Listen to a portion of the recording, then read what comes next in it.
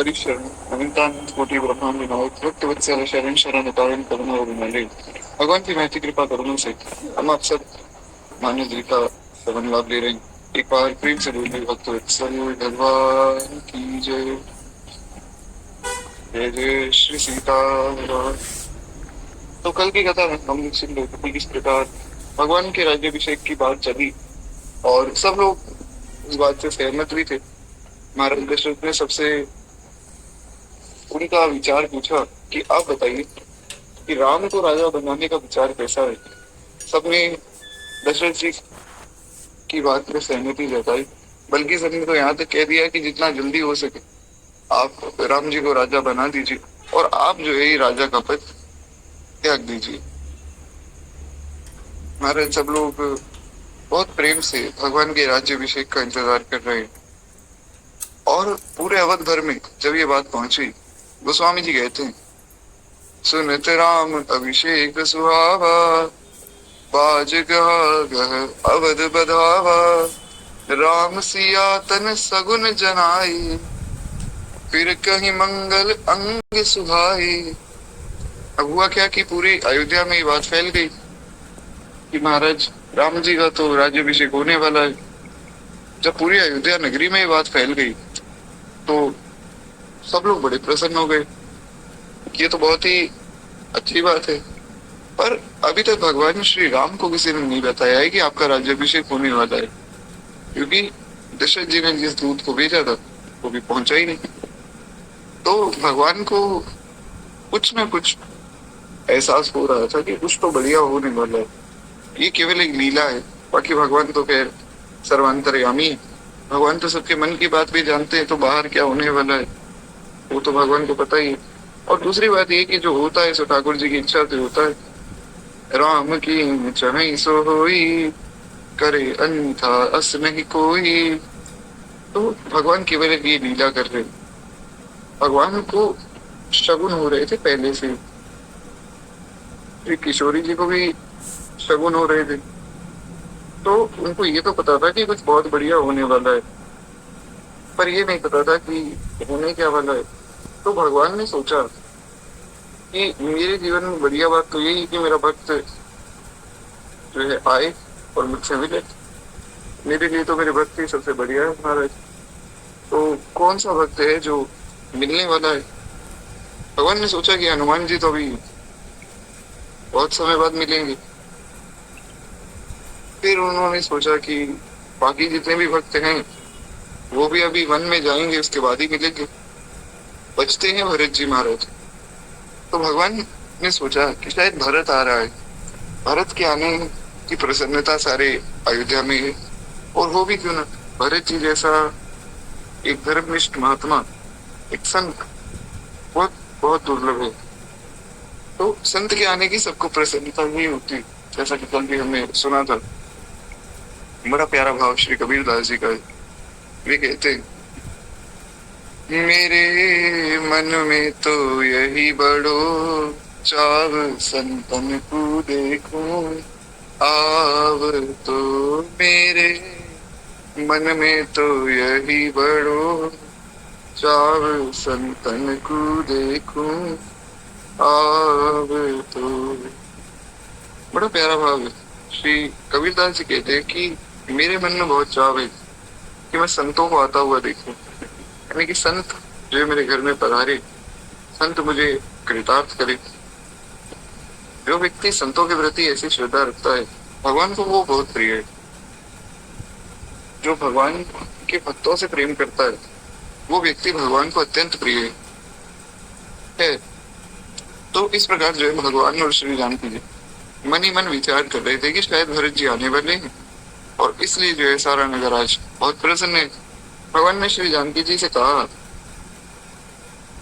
कि देखिए, मुझे कुछ जो शगुन हो रहे हैं, यानी कि मुझे कुछ जो है अच्छे शगुन मिल रहे, शुभ संकेत हो रहे शरीर में, जो जो संकेत बताए गए शगुन होने के, वो सब मुझे हो रहे हैं। तो मुझे लग रहा है कि शायद भरत जी आ रहे हैं। और यही बात किशोरी जी ने कही कि प्रभु लग तो मुझे भी रहा है, क्योंकि जो शगुन आप कह रहे हैं वो तो मुझे भी हो रहा है। तो अब किया क्या जाए? भगवान ने कहा कि करना क्या है, भरत जी के स्वागत के लिए कुछ बढ़िया सा आप तैयार कीजिए अपने हाथों से, क्योंकि भरत जी हमारे बहुत प्रिय हैं। और जब भरत जी आ रहे हैं तो कुछ ना कुछ तो उनके लिए हमें विशेष करना ही चाहिए। भगवान के लिए जो उत्सव मनाए जाते हैं, जन्माष्टमी है, रामनवमी है, या अन्य जितने भी उत्सव हैं हमारे यहाँ पे, राधा अष्टमी, श्री सीता नवमी, इनमें कुछ ना कुछ विशेष उत्सव अवश्य करना चाहिए। हमारे यहाँ पे श्री रामानंदी संप्रदाय, भगवान श्री रामानंदाचार्य ने अपने ग्रंथ श्री वैष्णव मताब्ज भास्कर में बड़ी प्यारी बात है। उन्होंने कहा कि जितने भी ये सब उत्सव होते हैं, एक वैष्णव को वो अवश्य मनाने चाहिए। अब रामानंदी वैष्णव का अर्थ केवल ये नहीं कि वो राम जी के उत्सव मनाएंगे, ऐसा आचार्य चरण अपने ग्रंथ में लिखते हैं। उन्होंने कहा कि रामानंदी शब्द हमारे संप्रदाय से जुड़ा है, तो इसका अर्थ नहीं कि राम जी के उत्सव भी मनाने, उतनी ही श्रद्धा से कृष्ण जन्माष्टमी भी मनानी, उतनी ही श्रद्धा से आपको सिंह जयंती भी मनानी, उतनी ही श्रद्धा से राधा अष्टमी भी मनानी। तो जितने भी उत्सव है हमें सब मनानी चाहिए। और कभी भी जब आप श्री धाम जाए तो वृंदावन में श्री रामानंदी संप्रदाय में, उसमें भी विशेषकर हमारे मलुक पीठ में आप देखेंगे कि हर एक उत्सव उतने ही प्रेम, उतनी ही श्रद्धा से मनाया जा रहा है। किसी में ऐसा कोई भेदभाव या दुराव नहीं, और ये बात बड़ी प्यारी है। तो आचार्य चरण ने अपनी वाणी में कहा है कि उत्सव मनाने से होता क्या है? उत्सव मनाने से होता यह है कि महाराज भगवान की प्रसन्नता हमें प्राप्त होती है। भगवान इन उत्सवों को देख के बड़े प्रसन्न होते हैं। शास्त्रों में तो यहाँ तक वचन आए कि मान लीजिए आपने एक मंदिर बनवाया, और मंदिर बनवा के आपने उसमें स्थापना कर दी, सब श्री ठाकुर जी की मंदिर भी बनवा दिया, स्थापना भी हो गई। अब उसमें अगर आप राजभोग की, बाल भोग की व्यवस्था नहीं करते तो ये बहुत गलत बात है। जैसे मान लीजिए बहुत से लोग कई बार मंदिरों में जाते हैं तो वहां वो देखते हैं कि कुछ राजभोग आदि की व्यवस्था है। और राजभोग आदि का अर्थ है कि जो सुबह शाम भोजन वहां पर प्रसादी भोजन करवाया जाता है, पंजाब में उसे लंगर कहा जाता है। तो वो जो राजभोग है, बाल भोग है, ये सब जो कराए जाते हैं, इनकी व्यवस्था होनी चाहिए अवश्य। क्योंकि अगर इसकी व्यवस्था आपने नहीं की और आपने मंदिर बनवाया है तो आपको पाप लगेगा। अब ये भी करवा दिया और उसके बाद अगर आपने उत्सवों की व्यवस्था मंदिर में नहीं की तो भी आपको पाप लगेगा। साल में कम से कम एक बार तो हमें कोई ना कोई उत्सव मनाना चाहिए। ये मंदिरों की व्यवस्था है। खैर इसके अंदर ज्यादा हमें जाने की आवश्यकता नहीं। कहने का भाव ये है कि उत्सव अवश्य मनाने चाहिए। अब जैसे भक्त वैष्णव इतनी श्रद्धा से उत्सव मनाते हैं, सो भगवान भी उतनी ही श्रद्धा से अपने भक्तों के लिए उत्सव मनाते हैं। तो यहाँ पर भगवान वही बात श्री किशोरी जी को समझा रहे। वे कहते कि भरत के समान जगत में मुझे कोई प्यारा नहीं है। अरे शकुन का तो बस यही फल है, दूसरा नहीं। श्री रामचंद्र जी को भाई भरत का दिन रात ऐसा सोच रहता है जैसा कछुए के हृदय में अंडों में रहता है, और जैसा कछुआ जो है वो एक अंडे के बीच में रहता है, बस उसी प्रकार भगवान के हृदय में भरत जी बसे हुए हैं। भगवान दिन रात भरत जी का स्मरण करते हैं। क्या अद्भुत चरित्र है श्री भरत जी का, जिनका स्मरण स्वयं भगवान कर रहे हैं। जग जप राम और राम जप जासु। श्री जनक जी कहते हैं कि भरत का चरित्र तो ऐसा है, ये सुने ना, कि सारा जगत तो राम को भजता है और राम भरत को भजते हैं। ऐसे महाभागवत श्री भरत जी महाराज। खैर एक बार प्रेम से बोलिए श्री भरत जी महाराज की जय। गोस्वामी जी कहते हैं कि इस प्रकार भगवान पूरे दिन रात श्री भरत जी का स्मरण करते रहते। वे कहते हैं कि इसी समय ये परम मंगल समाचार सुनकर सारा रनिवास हर्षित तो उठा, जैसे चंद्रमा को बहुत बढ़ते देखकर समुद्र में लहरें जो विलास से शोभित होते। अब यहाँ पर एक बात समझने योग्य कि अयोध्या भर में तो ये खबर फैल गई कि राम जी का राज्याभिषेक होगा। ये बात तो उचित है, साथ के साथ राम जी के महल में ये खबर फैल गई कि भरत जी आने वाले हैं। अब यहाँ पर दो बातें, सब लोग बड़े प्रसन्न हैं, लेकिन उसमें से अयोध्या वासी इसलिए प्रसन्न है कि राम जी राजा बनने वाले, पर राम जी और उनके जो महल के सेवक हैं वो इसलिए प्रसन्न है कि भरत जी आने वाले। तो सबसे पहले जाकर जिन्होंने वचन सुनाए उन्होंने बहुत से आभूषण और वस्त्र पाए। रानियों का शरीर प्रेम से बड़ा पुलकित हो उठा, मन में बड़ी प्रसन्नता थी और मन जो है प्रेम से मगन हो गए। सुमित्रा जी ने मनियों में बहुत प्रकार के अत्यंत सुंदर और मनोहर चौक पूरे, यानी कि सुमित्रा जी महल में जो चारों ओर सुंदर कलश रख के उनमें अक्षत आदि डाल के सुंदर व्यवस्था की, सजावट की और आनंद में मग्न हुई श्री रामचंद्र जी की माता कौशल्या जी ब्राह्मणों को दान देते, दान देकर ब्राह्मणों से आशीर्वाद ले रहे कि अब मेरा राम राजा बनने वाला है, अब आप कृपया करके राम को आशीर्वाद दीजिए, जो उनके हित में हो सो उनके साथ करें। संतों से कभी भी यह आशीर्वाद नहीं मांगना चाहिए कि जो हमें चाहिए वो मिल जाए। संत से पहली बात तो कुछ मांगना ही नहीं चाहिए, और अगर हम कुछ मांग रहे हैं तो ये कहना चाहिए कि प्रभु मेरा हित जिस प्रकार हो आप वैसी कृपा कीजिए। यही बात भगवान को श्री नारद जी ने कही। नारद जी कहते हैं, मुझे ही विधिनाथ हो हित मोरा, करहु सो बेगिरास मैं तोरा। नारद जी कहते, प्रभु मैं तो आपका सेवक हूँ, जिस विधि से मेरा हित हो सो आप कर दीजिए। मैं तो आपके हर एक विधान में प्रसन्न, ऐसा भाव होना चाहिए। वो चाहे संत से कोई कुछ मांगने जाए या भगवान से कुछ मांगने जाए, हाँ ये बात ध्यान रखनी चाहिए कि अगर हम संत से मांग रहे हैं तो कोई सांसारिक वस्तु नहीं मांगनी चाहिए। एक बात मुझे बड़ी अच्छी लगी कि जब हम दीक्षा के लिए जा रहे थे तो क्या हुआ कि इस बार पहले रजिस्ट्रेशन करवाया गया। अब बहुत से लोग थे जिनको दीक्षा लेनी थी, और पिछले साल जब दीक्षा हुई तो बहुत से लोग वहां दीक्षा लेने पहुंचे। अब ऐसा ये बात जाकर मुझे वहां ही पता लगी, कुछ गुरु भाइयों ने बताया कि पिछले साल दीक्षा हो रही थी, पर महाराज जी का स्वास्थ्य इतना खराब हो गया अचानक से कि उन्हें हॉस्पिटल लेकर जाना पड़ा और दीक्षा जो है कैंसिल हो गई। तो लोग बहुत परेशान हो गए, रोते हुए घर गए। तो इस बार जो है रजिस्ट्रेशन का सिस्टम है, पहले जो 100 लोग रजिस्ट्रेशन करवा लेंगे उनकी दीक्षा होगी, बाकी सबकी बाद में होगी। तो मैंने सोचा कि चलो ये तो अच्छा है, मैं सबसे पहले रजिस्ट्रेशन करवा लेता हूँ। प्रभु कृपा से मेरी रजिस्ट्रेशन हो भी गई। अब जब रजिस्ट्रेशन का मैसेज आया उसमें एक बड़ी प्यारी बात लिखी हुई थी।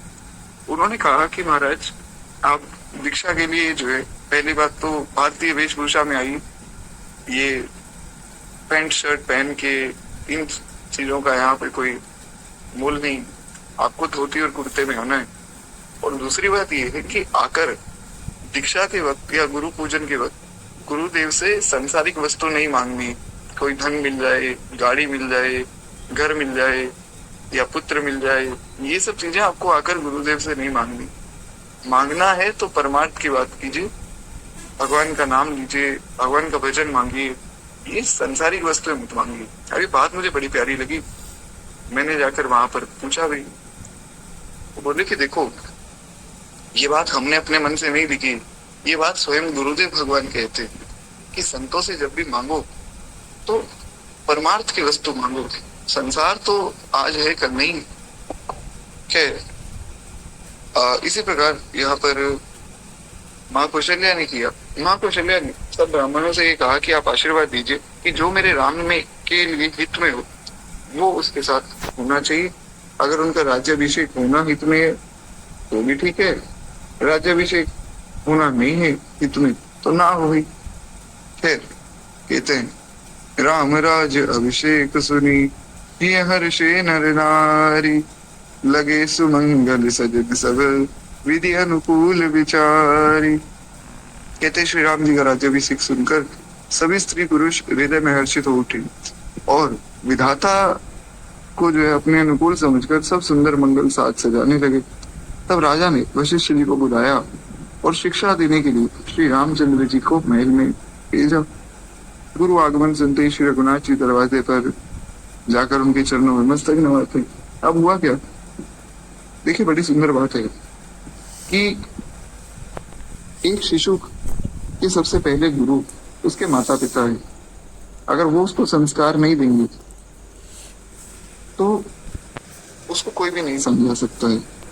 इसीलिए माता पिता का ये परम कर्तव्य है कि वो अपने बच्चों को भगवान के भजन में लगाएं, संतों के प्रति उनको अच्छी अच्छी बातें सुनाएं, भगवान की सब सुंदर कथाएं सुनाएं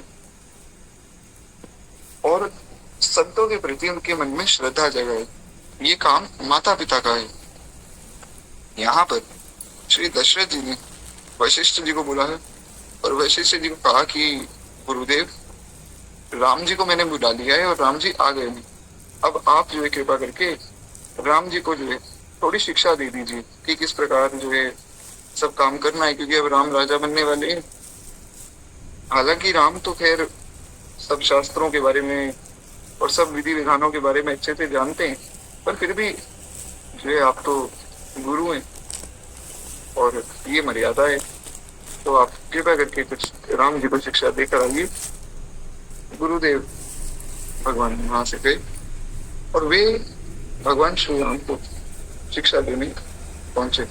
अब जब राम जी ने सुना कि गुरु वशिष्ठ आए तो राम जी उनके चरणों में मस्तक नवाकर बड़े प्रसन्नता से उनको आदर सत्कार करके बिठाते।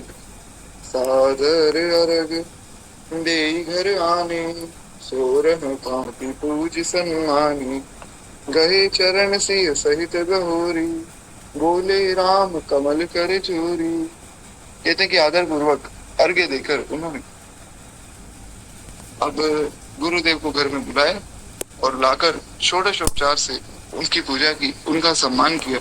फिर सीता जी सहित उनके चरण स्पर्श करके और कमल के समान दोनों हाथ जोड़कर श्री राम जी कहते हैं, सेवक सदन स्वामी आगमनु, मंगल मूल अमंगल दमनु, तदपि उचित जन बोली सप्रीति, पठई काज नाथ यस नीति।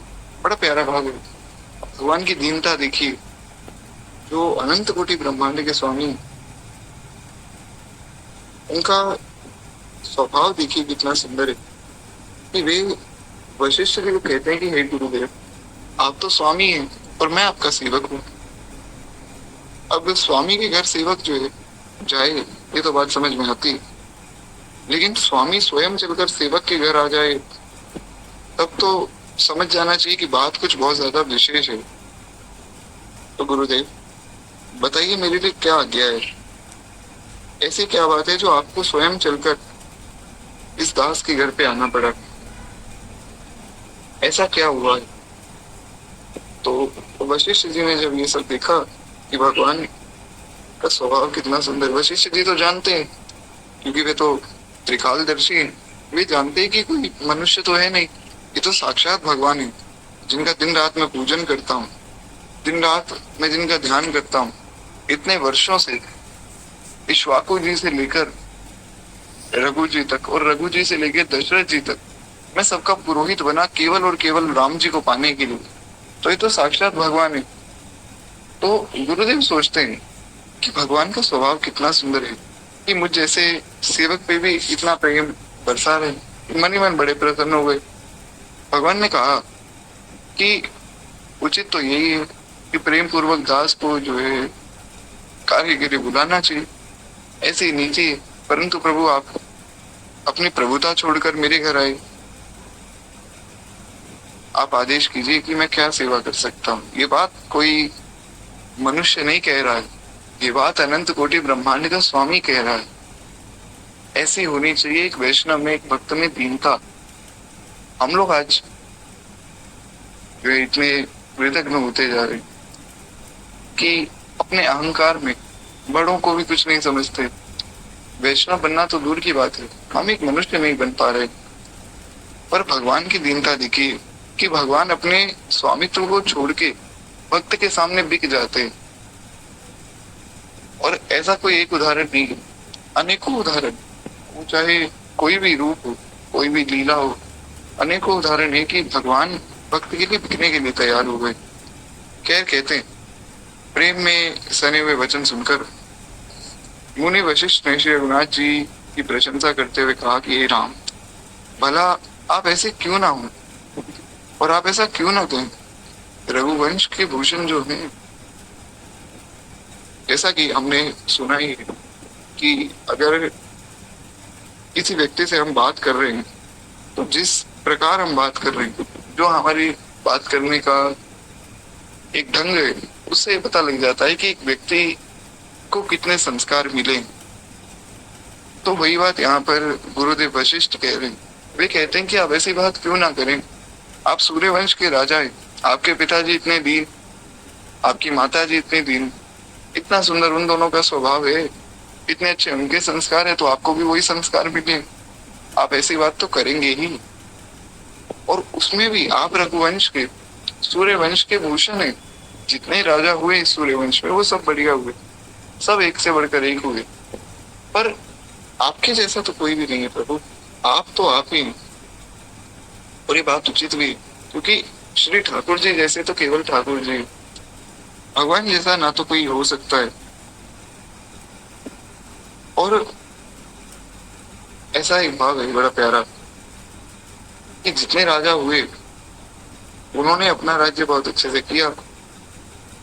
भगवान को सूर्यवंश का भूषण क्यों कहा गया, इसका कारण ये नहीं कि वो भगवान थे इसलिए कह दिया। जो भगवान का राज्य था उसमें ना तो कोई बीमार पड़ता था और ना किसी के कोई अकाल मृत्यु हो जाती थी, ना ही कोई व्यक्ति अधर्मी था। सब लोग धर्म का आचरण करते थे, सब लोग भगवान का पूजन करते थे। ऐसा राज्य ना भूतो ना भविष्य थी, ना कभी पहले हुआ और ना कभी आगे होगा। ऐसा राज्य तो केवल राम राज्य था। इसीलिए आज भी लोग राम राज्य की कल्पना करते हैं। आप किसी से भी पूछें, कोई ये नहीं कहेगा कि हमें भरत जी का राज्य चाहिए, हमें दशरथ जी का राज्य चाहिए, हमें सुग्रीव जी का राज्य चाहिए। हर व्यक्ति यही कहता है कि हमें तो राम राज्य चाहिए। खैर गोस्वामी जी कहते हैं कि महाराज, इस प्रकार जेडी गुरुदेव वशिष्ठ कहते हैं कि राजा ने आपके राज्याभिषेक की तैयारी की है, वे आपको युवराज पद देना चाहते हैं। हे राम जी, आज आप विधि पूर्वक हवन आदि कीजिए, उपवास कीजिए और सब संयम आपको रखने होंगे। जिसका भी राज्याभिषेक होता था, ऐसा नियम है कि राज्याभिषेक से एक दिन पहले उस व्यक्ति को उपवास करना चाहिए, कुछ खाना नहीं चाहिए, हवन करना चाहिए और संयम में रहना चाहिए, जिससे विधाता कुशल पूर्वक इस कामना को निभाते। अब हालांकि ये नियम भगवान के लिए नहीं, क्योंकि भगवान तो स्वयं नियम बनाने वाले, भगवान का ये सारा खेल है। गोस्वामी जी लिखते हैं, बड़ी प्यारी बात, बड़ी अद्भुत बात है। गोस्वामी जी कहते हैं, जग पे खन तुम देख निहारे, विधि हरि शंभु न चावन वारे। बड़ी प्यारी चौपाई है।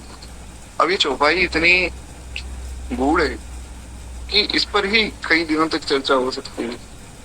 गोस्वामी जी ने बड़े सरल शब्दों में लिख दिया। वेद वेदांत की बातें गोस्वामी जी इतनी सरलता से लिख देते हैं कि जब आप वो बातें वेद वेदांतों में पढ़ने जाएंगे तो आपको लगेगा कि कितना मुश्किल है, कुछ समझ ही नहीं आ रहा सिद्धांत की बातें। और गोस्वामी जी ने उसको इतने सरल शब्दों में लिख दिया कि कोई मूर्ख से मूर्ख व्यक्ति भी उस बात को समझ जाए। जैसे जैसे एक सिद्धांत है, ये केवल मैं एक एग्जांपल ले रहा हूँ। एक सिद्धांत है कि महाराज, जो जीव है वो भगवान का अंश है। ईश्वर अंश जीव अविनाशी, ये बात गोस्वामी जी ने कही। गोस्वामी जी ने कहा कि देखो भैया, जीव जो है ईश्वर का अंश है, वो सादर सहज सकल गुण राशि, वो सब गुणों की राशि है, सहज है, भगवान की तरह ही वो अमर है। आत्मा मरती नहीं। नैनन छिन्दन्ति शस्त्राणि नैनन दहति पावका, न चैनन क्लेदन्ते आपो न शोषयति मारुता। भगवान ने गीता में कहा कि अर्जुन, आत्मा को ना कोई काट सकता है, ना कोई जला सकता है, ना कोई उसे सुखा सकता है। आत्मा तो आत्मा है, वो तो शाश्वत है। अब ये बात जब आप वेदों में पढ़ने जाएं, पहली बात तो वेदों में सबका अधिकार नहीं, और अगर कोई अधिकारी व्यक्ति भी इसे पढ़े तो उसमें इतना गूढ़ ये बात बताई गई कि उसे हर व्यक्ति की समझ में ही नहीं आएगी। सिद्धांत की बात कि जीव कौन है, भगवान कौन है, उसके बाद माया कौन है, फिर जीवों के कितने भेद हैं, जीवों में भी भेद बताए गए, उसमें भक्तों में भेद बताए गए, भक्तों में भी जाकर जो शरणागत है उनमें भी बड़े भेद है। भक्तों में भेद कि महाराज एक तो भागवत, भगवान के भक्त, तो एक तो है केवल भागवत, और दूसरी कैटेगरी के लोग हैं उनका नाम है केवल। अब मोक्ष बताए गए कि इतने प्रकार के मोक्ष हैं, अब वो मोक्ष किस प्रकार मिलते हैं, किस प्रकार की भक्ति होती है, ध्यान किस प्रकार किया जाता है, ये सब चीजें इतनी कठिन है कि अन्य शास्त्रों में अगर आप पढ़ने जाएंगे तो आपको समझ ही नहीं आएगी। इसलिए हमने प्रभु कृपा से मानस को ही शुरू किया, क्योंकि मानस जी में इतनी सरलता से गोस्वामी जी ने सब लिख दिया कि कोई भी उसे समझ सकता है। खैर, एक बार प्रेम से बोलिए गोस्वामी श्री तुलसीदास जी महाराज की जय। तो यहाँ पर गोस्वामी जी ने बड़ी सरलता से बता दिया क्या क्या नियम है।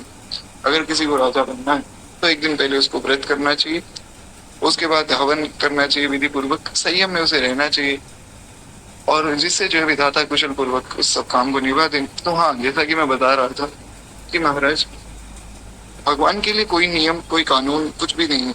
भगवान जो चाहे वो कर सकते हैं।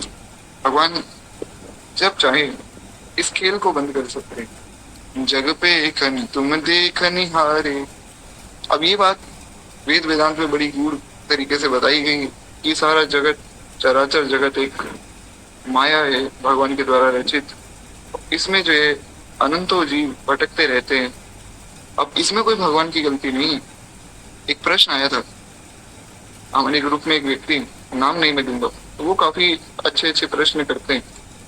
तो उनका कुछ 2-3 दिन पहले एक प्रश्न आया कि प्रभु जी ये बताओ, क्या सारा संसार एक खेल है? क्योंकि उन्होंने पिछली बार जो मानव जी की कथा सुनी उसमें यही बात आई कि जग पेखन तुम देखा नहीं आ रहे। जग पेखन का अर्थ ये कि सारा संसार एक खेल है, और इस खेल को खेलने वाला कौन? तो गोस्वामी जी कहते हैं कि हे राम जी, आप इस जगत को खेल रहे हैं, इस सारे संसार के खेल को आप खेलते हैं, उसमें भी बालक स्वरूप में। भगवान के बाल स्वरूप की वंदना करते हुए भगवान गोस्वामी जी ने चौपाई कही, तो वे कहते हैं कि विधि हरि शंभु नचावन वारे। आप चाहे दिखने में बाल स्वरूप में हैं, पर हे राम जी, आप विधि यानी कि ब्रह्मा जी, हरि यानी कि भगवान नारायण, और शंभु यानी कि शिव जी, इन सबको नचाते हैं। नचाते हैं करती है कि आपसे ये सब प्रकट होते हैं, आप में लय हो जाते हैं। आपकी इच्छा से ब्रह्मा जी सृष्टि करते हैं, श्री हरि जो सृष्टि का पालन करते हैं, और शिव जी आपकी इच्छा से ही सृष्टि का संहार कर देते हैं। तो ये सारा एक खेल है, आप इस खेल को खेलने वाले। तो उन्होंने बड़ी प्यारी बात कही। उन्होंने कहा कि अगर भगवान का खेल ही है तो इसमें जीवों की क्या गलती? हमें इस खेल में क्यों भटकाया जा रहा है? किसी व्यक्ति को दुख मिलता है, किसी व्यक्ति को सुख मिलता है, ये तो बड़ी गलत बात है। भगवान बड़े स्वार्थी हैं, अपने खेल के लिए हमारे साथ ऐसा करते हैं। ऐसा विचार मन में आ सकता है, हालांकि आना नहीं चाहिए भगवान के प्रति ऐसा कुछ भाव, पर कोई बात नहीं। उन्होंने कहा कि मैं ऐसा गलत मत समझिएगा, मैं तो सच में बात जानना चाहता हूँ। तो मैंने कहा देखिए ऐसा है, संसार का जो एक खेल है ये तो भगवान खेल रहे हैं, वो बात उचित है, पर किसको दुख मिलेगा, किसको सुख मिलेगा, ये हमारे हाथ में है। ये तो हम तय करते हैं। अगर हम अच्छे काम करेंगे तो हमें सुख मिलेगा, बुरे काम करेंगे तो दुख मिलेगा। ये बहुत सरल सी बात है। तो कहते हैं कि अब जो दुख मिल रहा है वो, बोले वो दुख तो महाराज हमारा प्रारब्ध है। हमने जो पिछले जन्मों में बुरे कर्म किए तो हमें भोगने पड़ रहे। भगवान हमें मनुष्य जन्म देते हैं बड़ी कृपा करके। मनुष्य जन्म किसी साधना से नहीं मिलता है। भगवान की बड़ी महती कृपा जब किसी पर हो जाती है तब उसे मनुष्य का जीवन मिलता है। और हर बार मनुष्य का जीवन देकर भगवान जीव को समझाते हैं कि भैया मेरा भजन करो, मेरा भजन करो।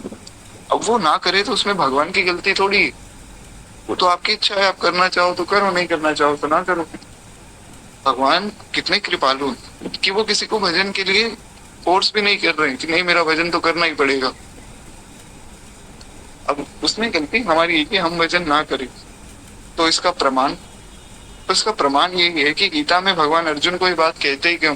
अगर सब कुछ भगवान को अपनी मर्जी से करना है, भगवान ने अर्जुन को ये क्यों कहा कि कर्मण्येवाधिकारस्ते मा फलेषु कदाचन। भगवान ने कहा अर्जुन, कर्म पे तुम्हारा अधिकार है, जो तुम करना चाहो तुम करो। तुम इनको मारना चाहते हो मार दो, नहीं मारना चाहते हो तो युद्ध छोड़ के भाग जाओ, पर उसका जो परिणाम होगा, जो उसका फल होगा, वो फिर मैं तय करूंगा। फिर तुम पीछे नहीं हट सकते, क्योंकि परिणाम मेरे हाथ में है सब। अब तुम अगर भाग जाओगे तो फिर तुम्हें उस हिसाब से सजा मिलेगी, तुम अगर लड़ोगे तो फिर तुम्हें पुरस्कार मिलेगा। दोनों बातें हैं। तो खैर, कहने का भाव ये कि भगवान जो है इन कर्मों से परे, वे इस सारे खेल को खेल रहे, वे खेल में बंधते नहीं, पर फिर भी भगवान इन सब नियमों का पालन कर रहे हैं ताकि हम सबको शिक्षा मिल सके। कहते कि गुरु जी शिक्षा देकर राजा दशरथ जी के पास चले गए, श्री रामचंद्र जी के हृदय पे। इस बात का बड़ा खेद हुआ कि हम सब भाई एक साथ जन्मे, एक साथ हम खाना खाते, एक साथ सोते, और लड़कपन में खेल कूद, यानी कि जब छोटे बच्चे थे खेलते भी एक साथ थे। अभी भी भगवान कोई बहुत ज्यादा बड़े तो नहीं हुए, 24 साल की भगवान की अवस्था है, पर 24 साल का व्यक्ति खेलता तो नहीं है। तो भगवान सोच रहे कि जब हम बच्चे थे तब एक साथ खेला भी करते थे, कर्ण छेदन एक साथ हुआ।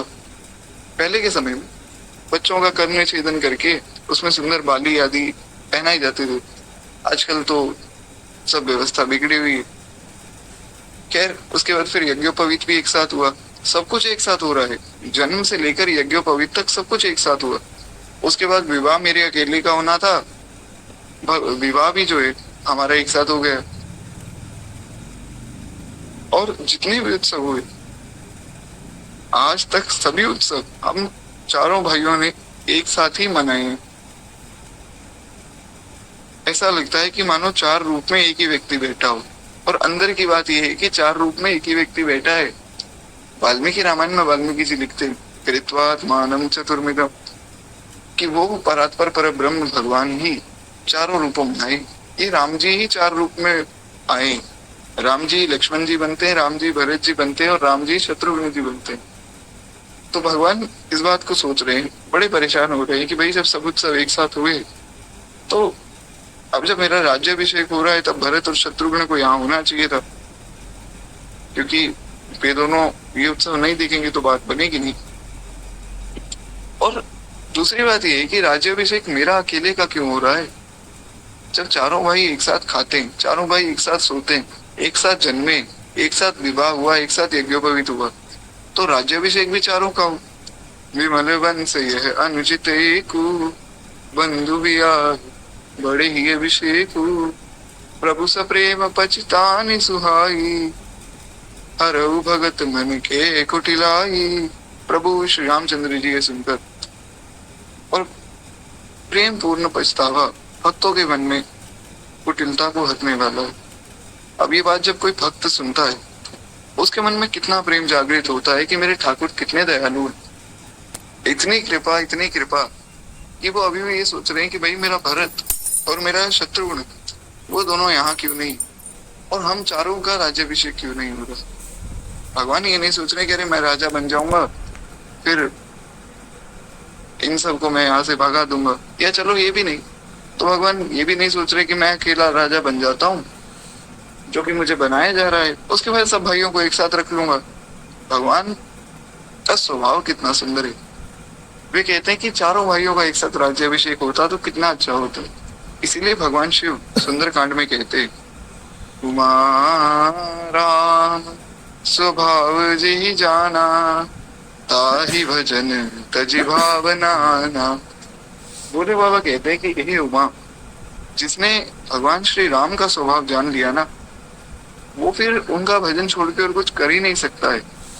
जिसने ये जान लिया कि ठाकुर जी कितने कृपालु हैं, बिनु सेवा जो द्रवे दीन पर, बिनु सेवा जो द्रवे दीन पर, राम सरस को नाही, ऐसो को उदार जग माही, ऐसो को उदार जग माही।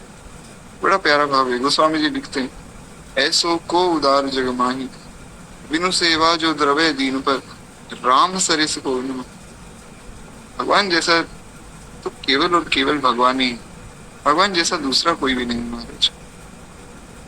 खैर, एक बार प्रेम से बोलिए भक्तवत्सल भगवान की जय। जय जय श्री सीताराम।